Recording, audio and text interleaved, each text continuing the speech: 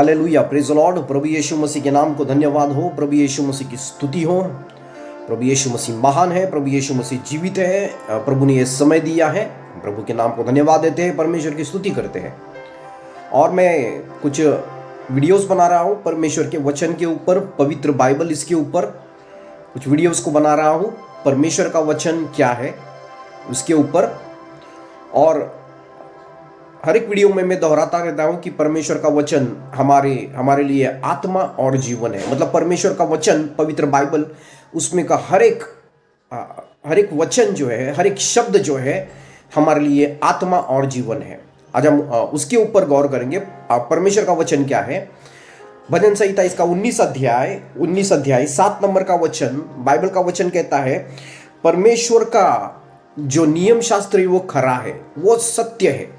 Okay, परमेश्वर का वचन सत्य है, वो प्राणों को परिवर्तित करता है। लिखा है, the law of the lord is perfect, converting the soul, the testimony of the lord is sure, making wise simple.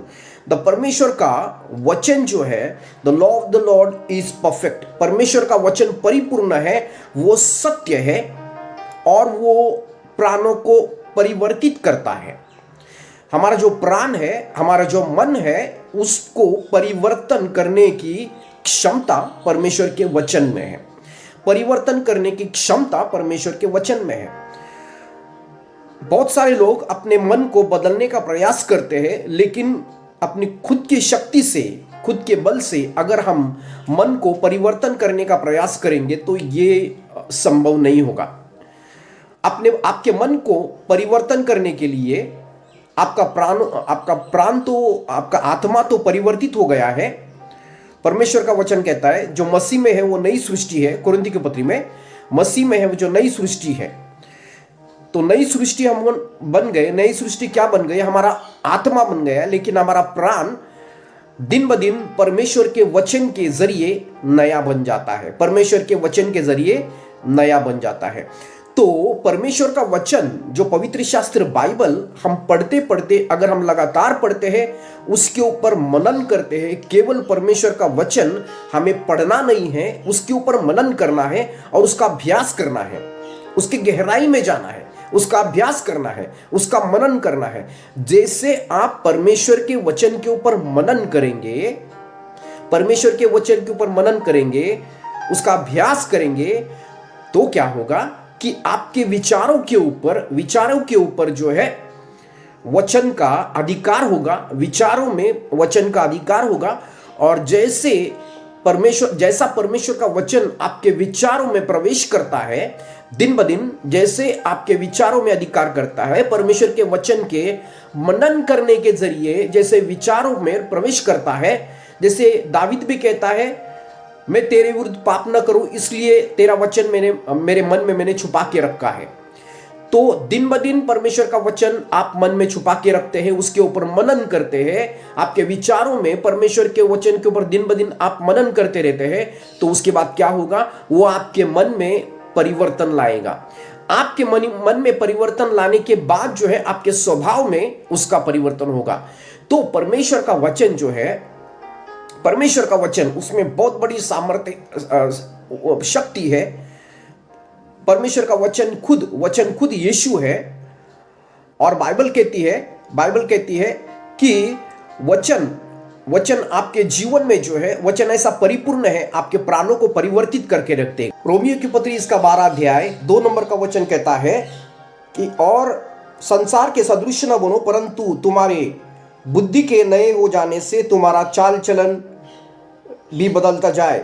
तो परमेश्वर का वचन जो है, परमेश्वर का वचन आपके दिन ब दिन मनन करने की वजह से आपके चाल चलन में बदल आएगा, आपके मन में परिवर्तन होगा, आपके चाल चलन में बदलाव आएगा। चाल चलन में बदलाव आने से जो है आपके जीवन में परिवर्तन ला सकता है। लेकिन जीवन में, मसीह लोगों में परिवर्तन बहुत जरूरी है।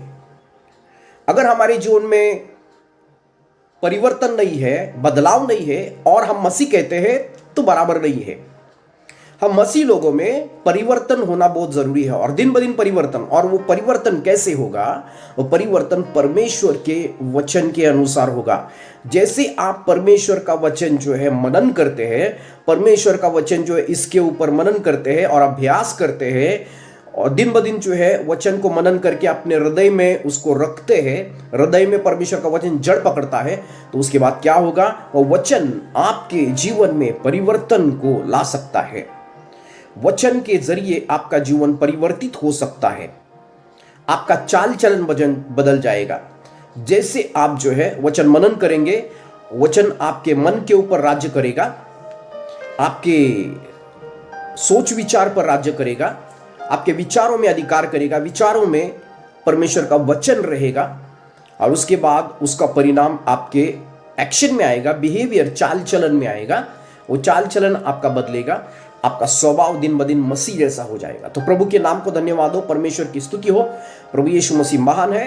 तो परमेश्वर का वचन, परमेश्वर का नियम शास्त्र परिपूर्ण है।